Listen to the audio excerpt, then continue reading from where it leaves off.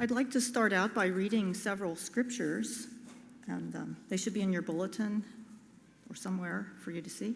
The first one is from Isaiah 6:8. Then I heard the voice of the Lord saying, "Whom shall I send, and who will go for us?" And I said, "Here am I, send me." The second one from Matthew 25:34-40. And then the king will say to those on his right, "Come, you who are blessed by my Father, take your inheritance, the kingdom prepared for you since the creation of the world. For I was hungry, and you gave me something to eat. I was thirsty, and you gave me something to drink. I was a stranger, and you invited me in. I needed clothes, and you clothed me. I was sick, and you looked after me. I was in prison, and you came to visit me." And then the righteous will answer him, "Lord, when did we see you hungry and feed you, or thirsty and give you something to drink? And when did we see you a stranger and invite you in, or needing clothes and clothed you? When did we see you sick or in prison and go to visit you?" The king will reply, "Truly I tell you, whatever you did for one of the least of these brothers and sisters of mine, you did for me." And the last scripture is from 1 Peter 4:10. "Each of you should use whatever gift you have received to serve others as faithful stewards of God's grace in its various forms." So I'd like to tell you about a life-changing experience that I didn't anticipate and I didn't ask for. And it took me places where I could see the hand of God in the work of my life and in the lives of others. And so many of you know I've been working with Dr. Hugo Mendez. He's a Mexican doctor, and I've been helping him in his clinics for several years. So I'd like to tell how this came about.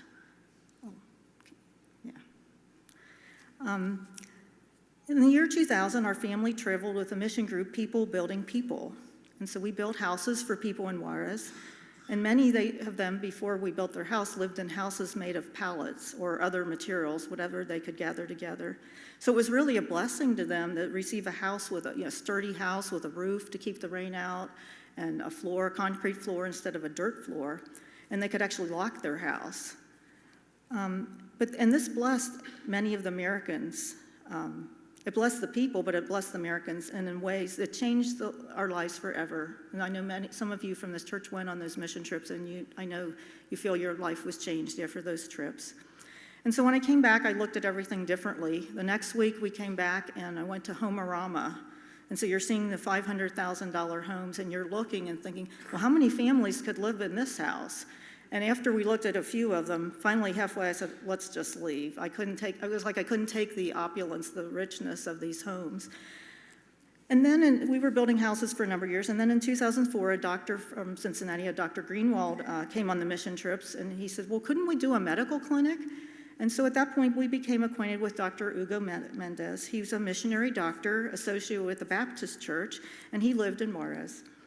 And I was really excited about this as a healthcare professional because, well, my medical skills were better than house building skills, especially I couldn't nail a nail straight. So that was, at least I could go do something that I knew about and not try to hammer those nails. And so in 2008, I retired from my job in the lab at a hospital, and there were several changes and buyouts. And so after 33 years, then I decided, I'll be a Spanish medical interpreter. And about this exact same time, a person named Tim Gamwell, who's a missionary from El Paso, he came up to Ohio in the winter, and he wanted we were doing the plans, how many houses would we build, what would the clinics be like. So we were meeting with him, and during that time he asked me if I would be the healthcare program coordinator down there. And I thought, well, that's impossible to do. I live in Ohio. What would I want with a job down there? But it sounded exciting, and I kept thinking about it, and God was tugging at my heartstrings. And I thought, well, this is too crazy at my age. I was older. Usually missionaries are those young people out of college, or they're going to dedicate their lives, or a couple that says, we're going to be a missionary couple, and they go someplace for all their whole life. And so I just thought, well, how can I go to a foreign country? I had a family here, but I became obsessed with thinking about it because Tim was here for several days. I just kept thinking about it. I thought, go away. I don't want to think about this. This is like an impossible thing. Go away. So, I didn't want to leave my comfortable home in Westchester, Ohio. But I prayed, and I didn't tell anyone about it. I don't even think that I really told Tom about it. And finally kind of got the answer, like, I think I should do this. So I took Tim to the airport when he was going back to El Paso, and I said, hey, I've decided I want to do this. But I didn't know how I was going to do it. And I kind of came up with this plan, like, well, maybe I'll just go down for the summer and see how it goes, and then maybe I could kind of come every couple months. I could sort of go back and forth and still kind of have a job up here. So that was my plan. Another incentive was that my son Jeff had already moved to El Paso, and I thought, well, I'd get to see them more, and I could stay at their house. Maybe this could work out. So that was my plan.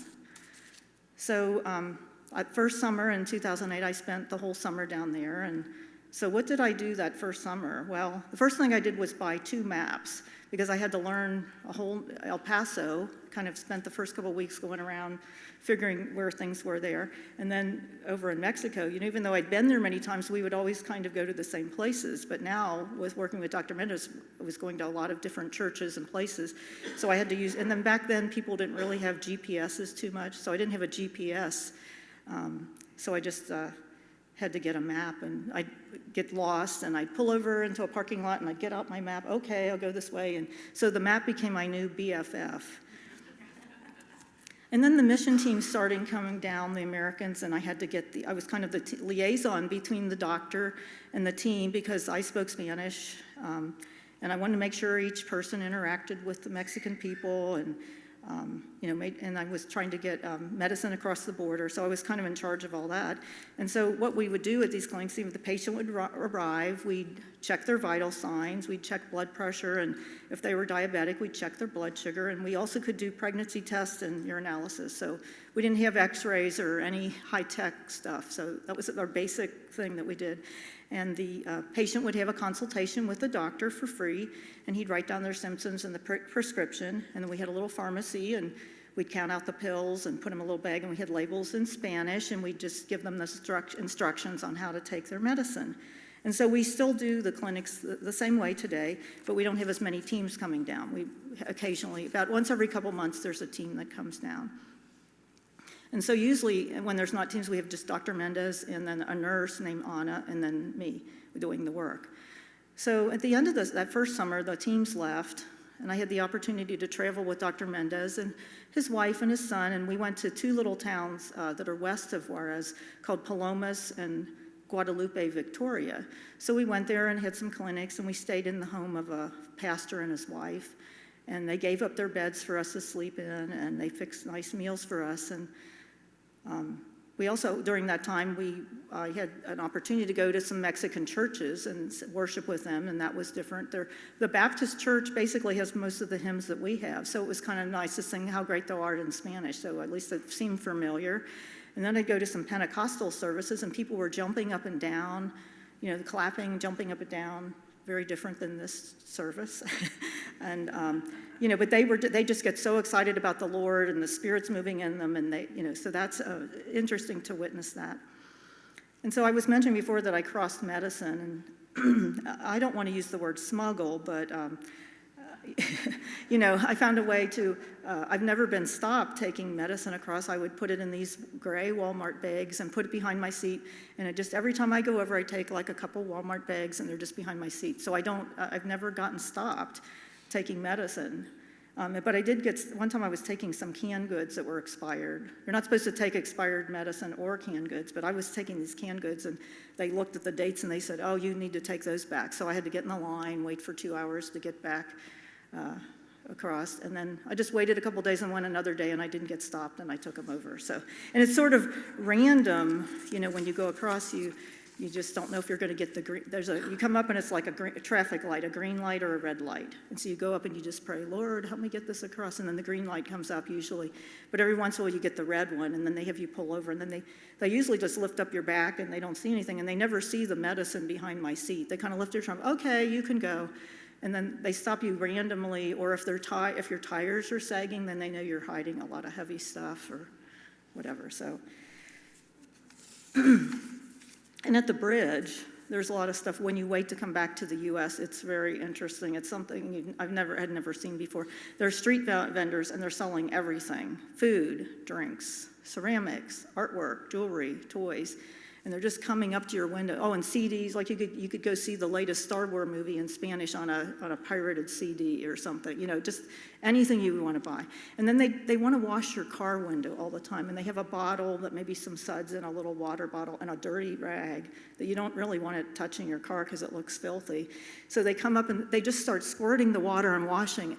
And so I was going like this in the beginning, and that meant, come on, wash my car. Well, no, that's not. Then I figured out it was, you do this finger thing, and you go like that, and that means no. So that took me a while to figure out, because I thought, why do they keep watching? I'm waving, but I was saying, come on.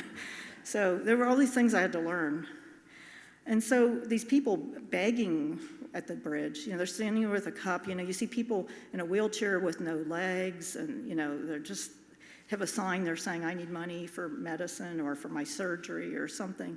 And it just pulls at your heartstrings. And every day those same people were there. So when I was there that summer, they were there. And then I came back a few months later, and I thought, I remember that lady. It's like their job. They get their cup, and they just stand at the bridge all day, and that's their job, is to collect money.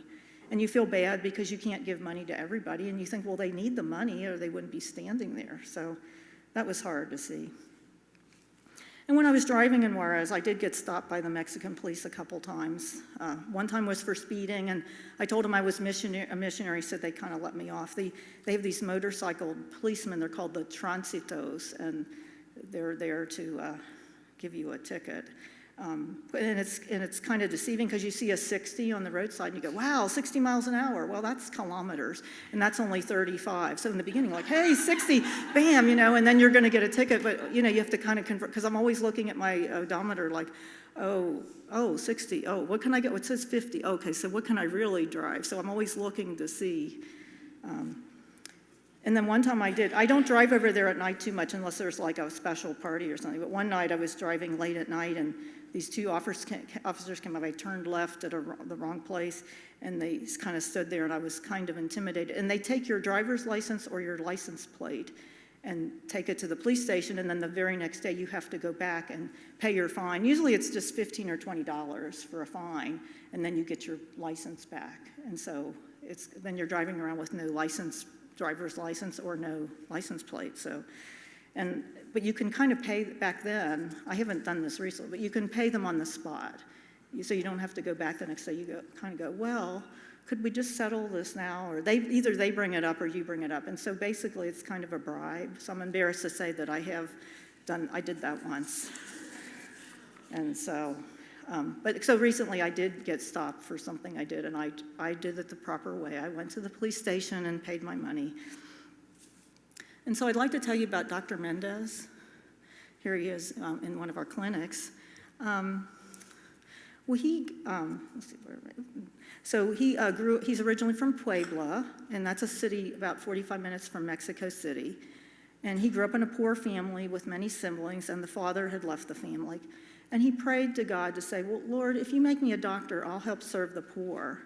And so I'm sure he's been tempted at times to leave his ministry to work at one of the big factories or, get a big salary. But he's chosen not to do that. And he continues to serve poor people and live on a small salary. And he doesn't have an office. He carries the medicine in plastic bins, and he packs them in his old van, and he drives to churches and community centers. And once we even had a clinic at the Cerezo jail in Juarez, and that was interesting. He had to be patted down and checked that we weren't smuggling in any weapons for the prisoners or anything. And then as we worked in that clinic, we had people with machine guns standing over us. As I'm counting the pills, I'm like, oh, I hope this guy doesn't shoot me. It's personnel with a big vest, and they're holding a big rifle, and you're thinking, wow, this is... So that was intimidating, I think. The patients that come, we provide free consultations in the medicine. It's all free of charge, and the patients, sometimes they usually don't have health insurance, so they don't, if they run out of their diabetes or blood pressure medicine, they just run out, and then, they'll say, oh, well, so when was the last time you took that? Well, I've ran out 2 months ago. So they're going around with high blood sugars and high blood pressure until they can get the medicine. And Dr. Mendez feels that this medical service is a vehicle to spread the gospel. And so he doesn't have a fixed salary, and he lives by faith and depends on donations from several churches for his living expenses. And then some of the medicine is purchased from money from this church that is given to me to buy medicine. And sometimes we have people who give us some over-the-counter medicine. So I have been working for Dr. Mendes for actually 11 years. And I think all that time I was kind of flying back and forth between Ohio and El Paso. And then just in these last 4 years, I've lived there permanently. And I really admire Dr. Mendes for his faith, and because U.S. doctors are held in high esteem, they have a high position, but he drives around in this old broken down van.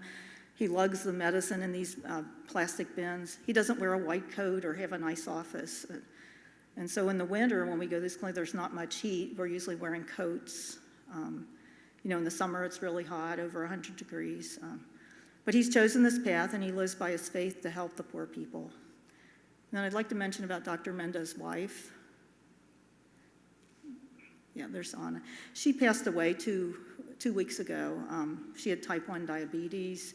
She lost her sight several years ago, and then in June she was diagnosed with decreased kidney function. She only had 8% working of her kidneys, and then they decided not to do dialysis. So from June until now. So I just went to her funeral 2 weeks ago, that was sad. And he was her primary caregiver, and so he always had to get somebody like a babysitter or somebody to stay with her when he was at the clinics. And we also have another person working with us, Anna Perez. Yeah, there she is. There's Anna and I. We usually run the pharmacy and do the vital signs. So the three of us now are called the Team Mendes. And in the past few years, we have held clinics at a community center called Pasos de Fe, and that's Steps of Faith. And it's a Presbyterian border outreach minister that Grace Presbyterian Church supports, and that's the church I'm a member of, is Grace. And so the board is composed of several Mexican pastors and several American pastors. And at this community center, there's an after-school program once a week for the neighborhood kids, and then we have the clinic there once a month. And then they recently decided to start allowing it's become a home for refugees, and there are about 28 Cubans living there now, and they are waiting for their number to come up to the border to try to see if they can enter the U.S. So sometimes when we're there, so they've been housing them there, feeding them. Sometimes during the day, some of them go out and try to get jobs in the community to help support them. And they have a second floor there, and it's being remodeled to accommodate 40 more people. And also they're going to add some more bathrooms because there's very few bathrooms for the number that are staying there. And so when we're there for our clinic, some of these Cubans come over to visit the clinic. And we've had one woman that I've been particularly interested in. She's pregnant, and I just keep thinking, well, where's this baby going to be born? Or where's she going to raise her baby? Here she's a Cuban living in Mexico. She doesn't know if she'll get accepted to come into the U.S. She doesn't know if she's going to be deported back to Cuba, or will she stay in Mexico? And just the future, being a pregnant mother, you're thinking about your child, and I kind of wonder what she's thinking about. Where's this baby going to be raised? So last year, before all the immigrants were stopped from entering the U.S., they were sent to a detention center, and then they were driven from a van to about a dozen refugee shelters, I guess you'd call them, in El Paso. So I had the privilege of helping to serve dinner on Friday nights to these refugees. Each week there would be a new group that would come on Thursday, and then they'd call their family members or a sponsor to get a bus ticket or a plane ticket, and then by Saturday and Sunday they were driving them to the airport or places, and they would go to those cities. They would have an ankle bracelet, and then when their court trial would come, when they have the date for that, that's when that would be decided if they could stay in the U.S. And we don't know how long. Since there was such an influx, we don't know if that was in a couple months or 6 months or a year. We don't even know. I never knew what happened to those people when they left. But when they were at the shelter, it was nicer than the detention center. They were provided 3 meals a day, hot showers, access to a washer and dryer, offered a change of clothes. They slept in a gymnasium on cots with with pillow and a sheet or blanket. And so on these Friday nights when I would go help with the dinner, my son Jeff and grandson Nathan, they came on Friday nights with their guitars and they sang Spanish Christian songs while the immigrants were eating their meals. And the leader of the shelter, he says, I think we're the only shelter that provides dinner music for the immigrants. And they thought that was they really appreciated Jeff coming. We had the opportunity to talk to some of the refugees, and the one man I met was from Roatan, which is an island off of Honduras, and he came with his 4-year-old daughter. And so they walked across the Rio Grande and they got wet, and he said they got into that detention center, and he said it was really cold with the air conditioning. And he sort of asked, well, could I have a towel for my daughter? But they said, well, no, we can't do that. So they were shivering in the cold. So there were so many stories of people of what they had gone through. But they were really happy to be at these shelters because it was pretty, the accommodations were better than the detention center. And after the U.S. stopped allowing the immigrants to enter the city, they had to stay in shelters in Mexico, like the one at Pasos de Fe. But some weren't so lucky. There's a park right across the border in Mexico. It's called the Chamizal. And back the last few months when I would cross over there, I would look over and just see all these nylon tents in there. And I was like, well, what's going on here? Well, they were all camping out there because they'd have their date. They were supposed to be up at the place for the immigration for their interview.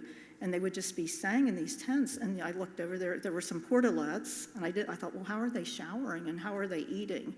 And I know sometimes churches would take them food or whatever.